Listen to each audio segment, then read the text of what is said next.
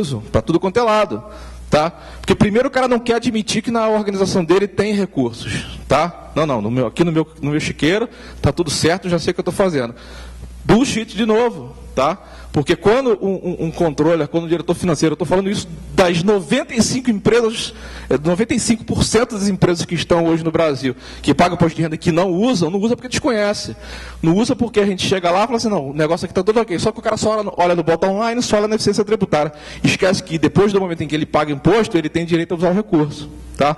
Então, assim, a gente tem cases de encontrar na Total Express R$5.000 de lei de incentivo à cultura, R$1.000 de lei de incentivo ao esporte e R$14.000, Nelson, de lei de CMS. Tá? Assim, a lei de CMS de São Paulo é a mais moderna e a melhor lei de incentivo do país. Tá? Então, assim, esse trabalho que a gente tem hoje aqui é um mantra, é uma coisa que tem que ficar se repetindo a toda hora, para ver se essa informação começa a ganhar outros campos. Tá? Eu não vou, como eu disse, infelizmente essa palestra aqui ela não pode ser dada em 15 minutos como ela vai ser dada, ela tem que ser palestra de 1 hora.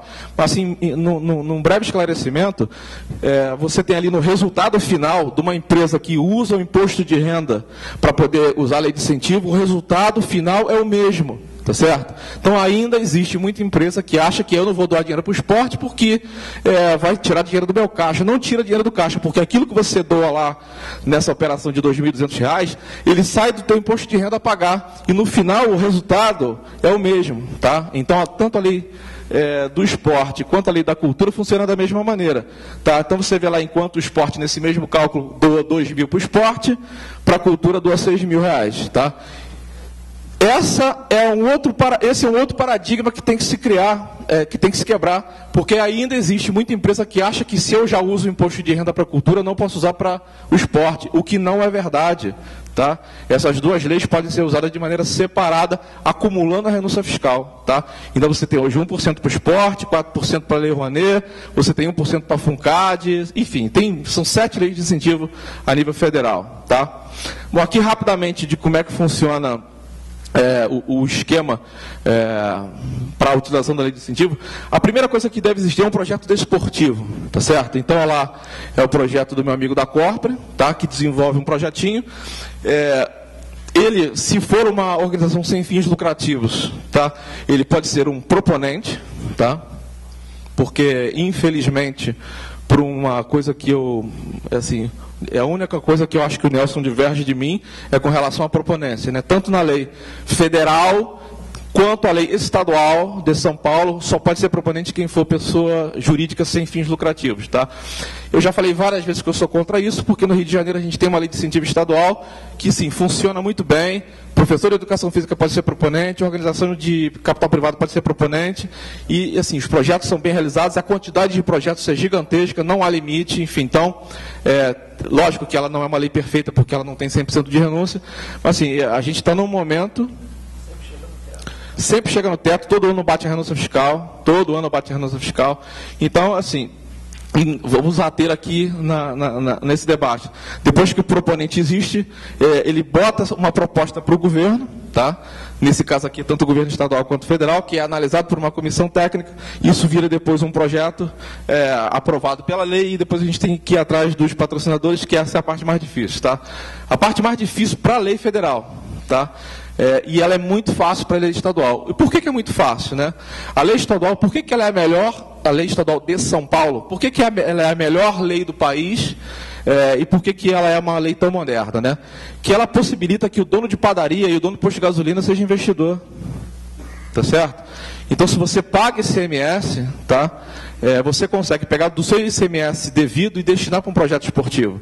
Ao passo que na lei federal você só pode destinar se você for uma empresa que tributa pelo lucro real, não pode tributar pelo lucro presumido e você tem que ter lucro. Tá? Não vou me ater a esse slide aqui, porque esse slide é muito extenso, mas uma coisa que eu vou pontuar aqui é que hoje 95% das prefeituras do país não sabe que pode ser proponente de incentivo ao esporte. Tá? Então, assim, todo seminário que a gente vai, tem sempre alguém de prefeitura que fala, pô, mas eu não sabia, tá? Assim, volta ao que eu falei ontem, existe um problema gravíssimo do governo federal com relação à informação, à comunicação, tá? Que não democratiza a informação para que todo mundo, de todos os poderes, possam ter acesso à informação e desenvolver seus próprios projetos. Tá? Mais uma vez, sobre o que eu tinha falado ontem, para a cultura, são mais de 400 mil empresas. Para o esporte, são mais de 137 mil empresas que estão aptas para poder desenvolver, para poder investir em projetos relacionados ao esporte, em função da lei de incentivo ao esporte. Só que apenas 4,6, um pouco menos do que a cultura, está investindo hoje. Tá? E aí, meus amigos, isso aqui é o dado oficial do Ministério da Fazenda, tá? Hoje, se cada empresa que paga imposto de renda no país, se cada pessoa física que paga imposto de renda no país tivesse a informação de que pode destinar 6% do seu imposto de renda para um projeto, o esporte teria 4 bilhões de reais por ano, tá? Então, meu amigo Daniel aqui não tinha que ficar 4 anos atrás de mim buscando patrocínio. O cara está 4 anos buscando patrocínio, tá certo? Então, é isso que a gente precisa começar é um dever nosso, enquanto instituição de terceiro setor, divulgar essa informação, mas também é uma obrigação do governo. Tá? Eu estou falando aqui que o imposto de renda para a pessoa jurídica gera uma renúncia fiscal hoje de 480 milhões de reais. Eu estou falando que o imposto de renda para a pessoa física gera 10 vezes mais.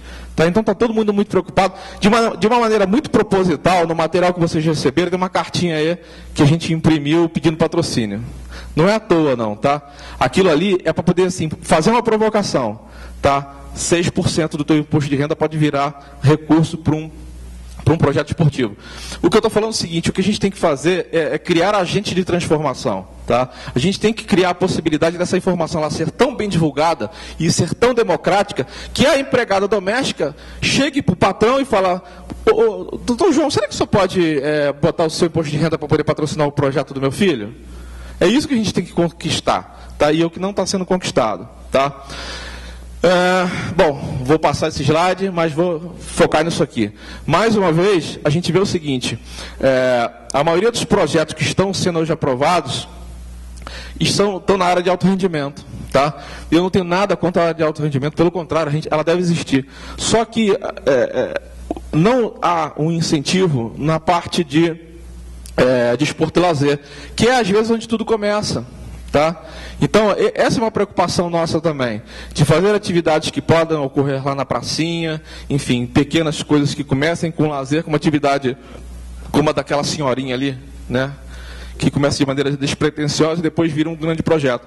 Então, você vê que esse quadro aqui é um quadro que, para a gente, ele não é muito legal, porque a gente vê o seguinte, se a maioria dos recursos estão sendo captados para esporte de alto rendimento, significa que hoje as empresas não estão preocupadas com inclusão social, elas estão preocupadas em pegar a sua marca e botar ela na cara lá do consumidor. Tá certo? Isso contraria a lei. A lei não foi feita para poder a empresa fazer marketing. Ela foi feita para isso, Nelson? Ela não foi feita para isso, tá?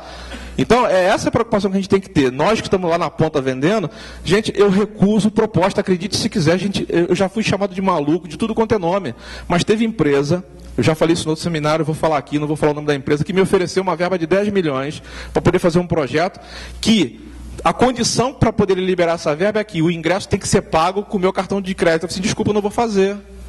Não vou fazer, e ele fez com outro proponente, tá? Então tem proponente para tudo, tá? Assim, de uma importância. Aí sim eu acho que o governo tem uma missão de agir de maneira muito contundente e muito forte. Aonde é que está indo esse dinheiro? O que é esse dinheiro? Do que está sendo feito, né? Assim, nada, mais uma vez, tá? Nada contra a empresa ter a sua marca aplicada, desenvolvida. O que não pode é isso virar um projeto de marketing, tá? E tem muita empresa que a gente vai, e na hora que a gente vai apresentar um projeto, o nosso projeto é recusado porque ela não oferece o retorno de imagem que a empresa está buscando. E eu falo assim, desculpa, eu não vim aqui buscar patrocínio de você para poder você aparecer, eu vim buscar recurso para poder eu incluir uma porção de pessoas, tem centenas de pessoas para poder incluir. Se você tiver de acordo, a gente vai em frente. Se você não tiver acordo, você vai procurar um concorrente que tenha fôlego para isso. Tá? Então, assim, tem que ter um pouco de coragem para isso também. Tá? Aqui são dados que para a gente são muito importantes a gente estar aprofundando. Tá? E aí eu estou falando só a nível federal. De 2007 para 2008, a gente não tem o dado de 2009 consolidado ainda. Tá? A renúncia aprovada saiu de 150 milhões para 400. Pô, bacana, né? Os projetos aprovados saltaram de 21 para 192. Porra, maravilha. Tá? Só que os projetos captados, né, saltaram de 79% para 29%. Tá? Essa curva está invertida. Tá? Ou seja, qual é o grande reflexo disso aqui? Qualidade. Já tem lá? Está consolidado? Então, isso aqui mostra uma realidade que é cruel, tá certo? Assim, começou-se a aprovar projetos a toque de caixa, de baixa qualidade, tá certo? Além do que, quanto mais projetos foram aprovados, as mesmas empresas estavam investindo, tá? Novos mercados não foram criados, e isso é um problema, tá? Assim, precisamos criar mercado. Por isso que a gente, toda vez que eu faço um seminário, assim, eu dou todos os segredos do nosso negócio, todos, 100%, de graça. As pessoas me pedem informação, eu mando transparência, eu mando tudo de informação, porque a gente precisa criar mercado. Tá? Não dá para poder ficar segura na informação e achar que ela é só tua. Você não vai para lugar nenhum, porque o mercado ele é finito. Tá? E uma coisa que a Silvânia falou ontem, não sei se vocês prestaram atenção, as leis de incentivo ela tem um prazo de validade. A do esporte federal vai até quando? 2015. Pô, assim, estamos em 2011 e temos 4,6 empresas das 137 mil que podem usar o incentivo fiscal. Aí vai usar quando? Quando chegar 2015, a gente não tem certeza se essa lei vai ser prorrogada ou não. A gente sempre tem que contar com a variável que não vai. Tá certo? E se for uma glória, vamos para frente, vamos chutar para o gol. Então a gente tem essa missão. Tá?